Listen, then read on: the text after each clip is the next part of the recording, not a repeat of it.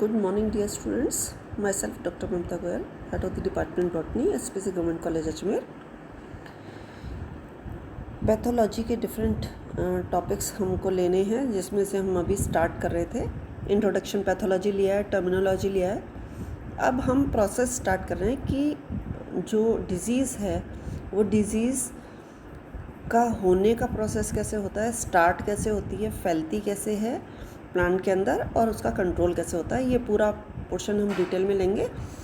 सबसे पहले ये जो प्रोसेस है जिसमें डिज़ीज़ की स्टार्ट की हम बात करते हैं, जिसमें हम ये बात करते हैं कि कोई भी स्पोर, कोई भी कोनिडिया अगर डिज़ीज़ कॉज कर रहा है तो वो कैसे एंट्री लेगा, कैसे एंटर करेगा, कैसे पोस्ट मैनिट्रेशन उसके अंदर होगा, कैसे उसका सक्सेसफुल एस्टेब्लिशमेंट होगा, और सक्सेसफुल एस्टेब्लिशमेंट के बाद वो कैसे उसके अंदर रिप्रोड्यूस करेगा. एसेक्सुअल रिप्रोडक्शन कैसे होगा, उसके बाद उसके अंदर सेक्सुअल रिप्रोडक्शन कैसे होगा, और अगर होगा तो फिर उसका नेक्स्ट साल में वापस अगर आ रहा है तो किस तरीके से वापस आएगा.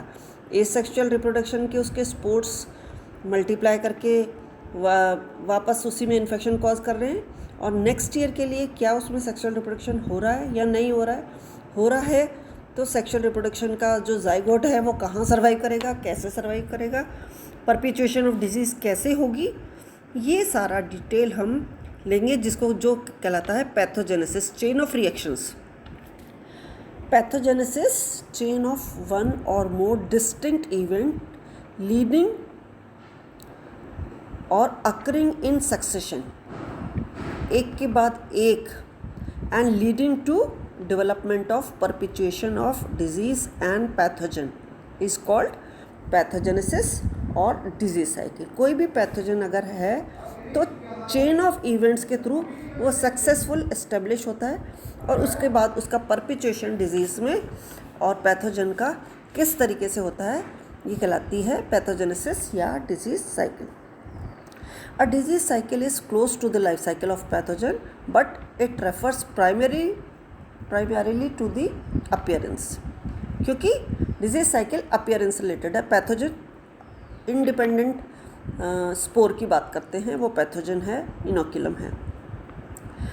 Disease cycle is close to the life cycle of a pathogen, but it refers to the appearance, development and perpetuation of disease as a function of pathogen rather than to the pathogen itself. हम disease cycle की बात कर रहे हैं तो हम किस किस की बात करेंगे, हम पैथोजन की लाइफ साइकिल की बात करेंगे, लेकिन उसके साथ में हमारा होस्ट इम्पॉर्टेंट है, उसका होस्ट में डेवलपमेंट इम्पॉर्टेंट है, और परपिचुएशन डिजीज़ किस तरीके से फैलती है तो हम बात करेंगे, तो वो डिजीज साइकिल होती है.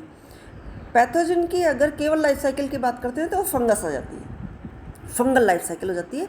हम उसके साथ में प्लांट को जोड़ करके बात करेंगे कि वो पैथोजन प्लांट में इन्फेक्शन, तो in relation to the plant development, in relation to the plant उसकी लाइफ साइकिल प्लांट में किस तरीके से चल रही है, परपिचुएशन ऑफ डिजीज़ किस तरीके से हो रहा है, इसकी अगर हम बात करते हैं तो ये बात हो जाती है पूरी पैथोजेनेसिस की या उसके डिजीज़ साइकिल की बात हो जाती है. The disease cycle involves changes and its symptoms in the higher plant as well as changes in the pathogen.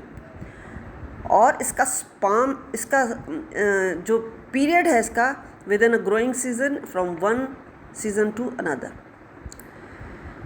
तो डिजीज़ साइकिल की वजह से क्या होता है, कोई भी पैथोजन अगर किसी होस्ट के ऊपर सेट होता है, उसमें एंट्री लेता है, और एंट्री लेने के बाद जब वो एंजाइम्स के थ्रू होस्टोरिया प्रोड्यूस करेगा और एंजाइम के थ्रू उसका जो फूड मटेरियल है वो एब्जॉर्ब करेगा, तो इसका मतलब कि चेंजेस आएंगे, प्लांट के मेटाबॉलिज्म में चेंजेस आएंगे, और अल्टीमेटली ये जो चेंजेस आएंगे, ये चेंजेस लार्ज स्केल पे हमें सिम्टम के जैसे नज़र आएंगे. क्योंकि जब चेंजेस ज़्यादा आने लगे, अगर फूड मटेरियल जो पैथोजन है वो ज़्यादा लेने लग गया, तो हमें वो सिम्टम के जैसे नज़र आएंगे.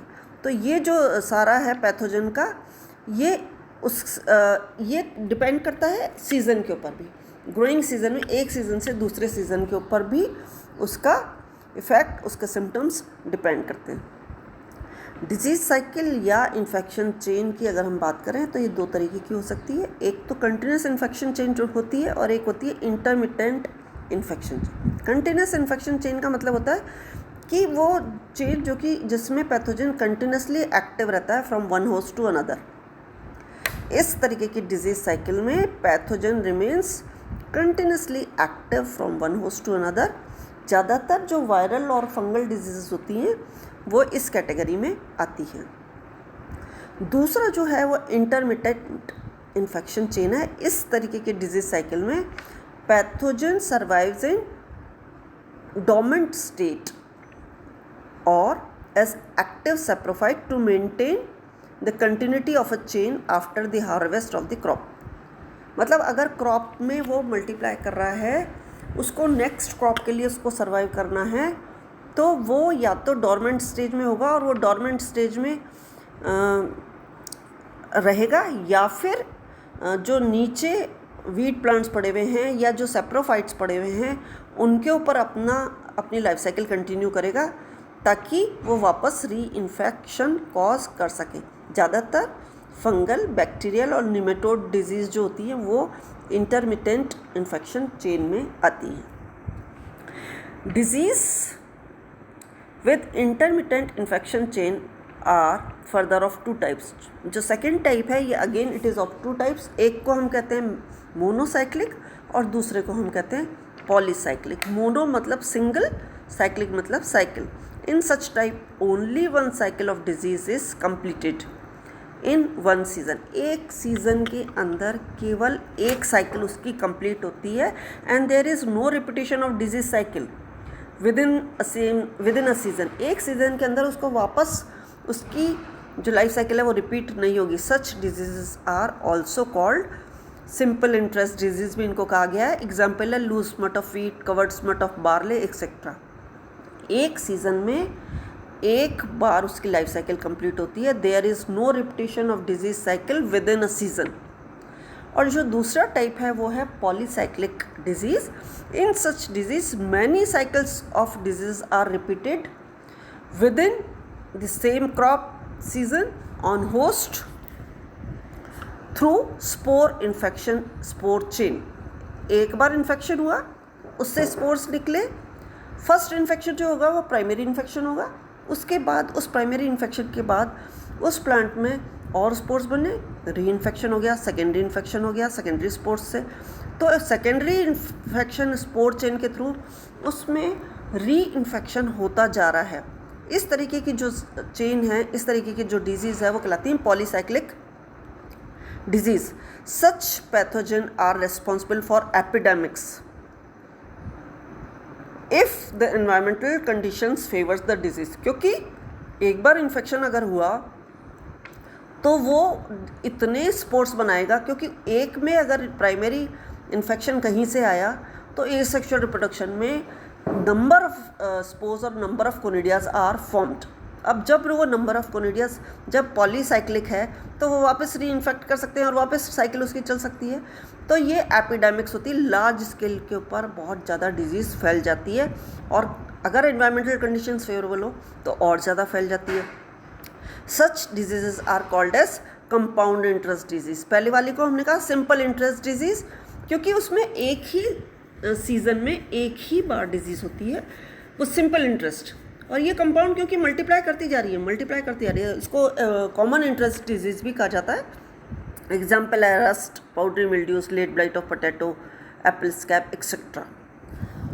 Now depending upon the host plant involve infection chains can be. अब होस्ट प्लांट किस तरीके का इन्वॉल्व है उसके बेसिस के ऊपर जो इन्फेक्शन चेन है वो या तो होमोजीनस हो सकती है या हिट्रोजीनस हो सकती है। Homogeneous when the pathogen survive only on one genus in plants. एक ही जीनस के ऊपर, होमो means single, genus, hetero more than one genus. तो होमोजीनस मतलब सिंगल जीनस के ऊपर, हिट्रोजीनस में more than one. When many plant species are involved in disease cycle, it is heterogeneous. तो host के बेसिस के ऊपर अगर हम इन्फेक्शन चेन की बात करें तो होमोजीनस हो सकती है या हीट्रोजीनस हो सकती है। अब हम बात करेंगे डिजीज़ डेवलपमेंट की प्लांट्स में, कि प्लांट्स में डिजीज़ का डेवलपमेंट कैसे कैसे होता है। For successful development of disease in plants it required 3 components. हम पहले भी इसकी बात कर चुके हैं, ट्रायंगल की हम पहले भी बात कर चुके हैं कि हमें क्या क्या चाहिए। हमें पोटेंशियल इनोकुलम चाहिए, फेवरेबल एनवायरनमेंट चाहिए और ससेप्टेबल होस्ट चाहिए। इन तीनों की रिक्वायरमेंट बहुत ज़्यादा है। तो पोटेंशियल जो पैथोजन है, पोटेंशियल इनोकुलम है, वो वायरुलेंट फेज़ में होना चाहिए, उसमें एनर्जी लेवल बहुत हाई होना चाहिए, वो डिजीज़ बहुत कॉज करने की उसमें क्षमता होनी चाहिए। तो virulent pathogen, susceptible host and favourable environment, ये 3 कंडीशंस जो हैं ये डिजीज़ डेवलपमेंट के लिए ज़रूरी है। If any one of the component is absent there is no disease development. तीनों का अच्छे कंडीशंस में होना कि ससेप्टेबल होस्ट हो। अगर होस्ट रेजिस्टेंट हो गया तो डिजीज़ नहीं होगी, अगर कंडीशंस फेवरेबल की जगह अनफेवरेबल हो गई तो डिजीज़ नहीं होगी। अगर पैथोजन जो है वायरुलेंट नहीं है, उसमें एनर्जी लेवल कम है, तो डिजीज़ नहीं होगी। इसलिए तीनों फैक्टर्स का प्रॉपर होना बहुत ज़रूरी है। Main events in disease cycle are inoculation. सबसे पहले इनोकुलेशन, कोई भी डिजीज़ साइकिल अगर होनी है तो सबसे पहले इनोकुलम आएगा। वो इनोकुलम का इनोकुलेशन होना बहुत ज़रूरी है। फिर उसके बाद उसका पेनिट्रेट करना बहुत ज़रूरी है, पेनिट्रेशन। फिर पेनिट्रेशन हो गया तो इन्फेक्शन, प्लांट के अंदर इन्फेक्शन होना बहुत ज़रूरी है। इन्फेक्शन के बाद invasion, successful establishment, invasion and colonisation, ये बहुत ज़रूरी है। और उसके बाद उसकी ग्रोथ होती जा रही है और लास्टली उसका रिप्रोडक्शन बहुत ज़रूरी है। अब जब रिप्रोडक्शन हो जाएगा तो उसमें स्पोर्स बन गए। अब जब प्लांट की लाइफ साइकिल कंप्लीट हो गई तो अब उस पैथोजन का डिसेमिनेशन बहुत ज़रूरी है, एक प्लांट से दूसरी प्लांट में जाना, डिसेमिनेशन, ताकि वापस इन्फेक्शन हो सके और उस पैथोजन का सर्वाइव करना, सर्वाइवल ऑफ द पैथोजन। ये वो सारे फैक्टर्स हैं जो रिस्पॉन्सिबल हैं, main factors, main events in disease cycle: inoculation, penetration, infection, invasion, colonisation, growth and reproduction, dissemination of pathogen, survival of pathogen. इसी को हम एक साइकिल में अगर हम चाहें तो अच्छे से देख सकते हैं। ये पूरी डिजीज़ साइकिल बनी हुई है और इस डिजीज़ साइकिल में हम इस डिजीज़ साइकिल को पूरा थ्रू आउट देख सकते हैं कि ये डिजीज़ साइकिल स्टार्ट हो रही है। तो इस डिजीज़ साइकिल में हम स्टार्ट करेंगे इंक्यूबेशन से। सबसे पहले इंक्यूबेशन हुआ यहाँ से, इंक्यूबेशन के बाद वो जो था इंक्यूबेशन, वो उसके बाद उस जो इनोकुलम था उसका अटैचमेंट हुआ प्लांट पे। प्लांट पे अटैचमेंट के बाद उसका पेनिट्रेशन हुआ, प्लांट के अंदर एंट्री हुई, पेनिट्रेशन, प्लांट के अंदर एंट्री की। उसके बाद होस्ट वो रिकॉग्नाइज कर रहा है होस्ट को कि होस्ट में कहाँ जाना है, क्या लेना है, होस्ट रिकॉग्निशन। उसके बाद हम बात कर रहे हैं इन्फेक्शन हो जाएगा प्लांट में। इन्फेक्शन के बाद उस प्लांट में इन्वेजन हो जाएगा, इन्वेजन फैलता जा रहा है वो। फिर कॉलोनाइजेशन हो जाएगा, वो बहुत अच्छी तरीके से फैल जाएगा, एस्टेब्लिशमेंट हो जाएगा। उसके बाद उसका ग्रोथ एंड, उसकी ग्रोथ और रिप्रोडक्शन ऑफ पैथोजन, उसका रिप्रोडक्शन होगा पैथोजन का। जब पैथोजन बहुत मल्टीप्लाई कर गया तो सिम्टम्स दिखाएगा वो प्लांट के अंदर, सिम्टम्स का डेवलपमेंट होगा। सिम्टम्स के डेवलपमेंट के साथ ही वो जो पैथोजन है उसका डिसेमिनेशन होगा। ये सेकेंडरी इनोकुलम हो गया। ये जो पैथोजन बना था ये सेकेंडरी इनोकुलम है जो वापस री इन्फेक्शन कॉज करेगा। ये डिसेमिनेशन होकर के वापस इसने इनोकुलेशन किया। और यहाँ पे जो सिम्टम डेवलपमेंट है इसका सेकेंड जो है, ये अगर वापस इन्फेक्शन नहीं कॉज करता तो वो किस स्टेज में सर्वाइव करेगा, production of over wintering stage. अगर अनफेवरेबल कंडीशन है तो वो ओवर विंटरिंग या ओवर समरिंग जो भी स्टेज है उसमें सर्वाइव करेगा। उसके लिए उसे डोमेंट फेज़ में जाना पड़ेगा और डोमेंट फेज़ के बाद उसमें जो है प्राइमरी इनोकुलम वापस बनेगा। यहाँ पे एक डोमिनेंट फेज में अगर जाएगा तो डोमिनेंट फेज में ज़्यादातर सेक्शुअल रिप्रोडक्शन के बाद जाता है और इसमें 2n कंडीशन आ जाती है और 2n कंडीशन से वापस n कंडीशन लाने के लिए यहाँ पे मियोसिस होगी और मियोसिस के बाद वापस जो प्राइमरी इनोकुलम बनेगा वो सेम जेनेटिक कंस्टिट्यूशन का बनेगा, हैप्लॉइड बन जाएगा, तो वो इन्फेक्शन कॉज करेगा सूटेबल कंडीशन आने के ऊपर। So this is the disease cycle. तो इस तरीके से ये डिजीज़ साइकिल की हमने बात करी कि ये डिजीज़ साइकिल चलती है। अब और अगर आगे इसका ये वाला थोड़ा सा इंक्यूबेशन और ले लेते हैं, इनोकुलेशन और ले लेते हैं। जो प्लांट है उस प्लांट के अंदर इनोकुलम जो है, इनोकुलम वो है जो पैथोजेनिक एजेंट है, जो एजेंट है जिसके थ्रू डिजीज़ कॉज हुई, जो जिसने प्राइमरी इनोकुलम जो है उसका inoculation is the initial contact है of the pathogen with the host. और कहाँ पे होस्ट से तो हो रहा है, लेकिन होस्ट में site of plant where infection is possible. Infection होना है रूट में और वो है लीफ में, तो साइट प्रॉपर नहीं है। साइट प्रॉपर होना भी बहुत ज़रूरी है कि रूट में तो रूट के पास होना चाहिए ताकि इन्फेक्शन हो सके, स्टेम में है तो स्टेम के पास होना चाहिए। अगर उसमें वहाँ से स्टेम तक आने में उसकी एनर्जी ख़त्म हो गई तो वो यूज़लेस हो जाएगा। इसलिए इनिशियल कॉन्टैक्ट प्रॉपर प्लेस पे होना बहुत ज़रूरी है। उसके बाद the pathogen that land on the host plant और is otherwise brought into contact with the plant called inoculum. वो पैथोजन जो डायरेक्टली उसके ऊपर लैंड कर सकता है या उसके कॉन्टैक्ट में थ्रू आता है किसी के थ्रू, वो इनोकुलम है। अब इन फंजाई इनोकुलम में भी spore, स्क्लेरोशिया, fragment of the mycelium, conidia, anything जिसके थ्रू स्टार्ट हुआ। और बैक्टीरिया में मॉलिक्यूल्स हो सकते हैं, प्रोटोजोआ हो सकते हैं। अब वायरस के केस में वायरस हो सकता है, वायरॉइड्स हो सकता है। Inoculum is always the whole individual of respective organism, उसमें पूरी कैपेबिलिटी है इन्फेक्शन कॉज करने के लिए, तो ये अपने आप में एक कंप्लीट है जिसकी प्रेजेंस से इन्फेक्शन होगा। In parasitic higher plants the inoculum may be plant fragments और सीड्स। अगर हम पैरासिटिक हायर प्लांट्स की बात करते हैं, पैरासिटिक हायर प्लांट्स की बात करें तो हो सकता है कि उसमें फ्रेगमेंट्स हो सकते हैं या उसके सीड हो सकते हैं। 1 unit of pathogen is called a propagule. अब एक यूनिट जो पैथोजन की है वो कहलाती है प्रोपेग्यूल।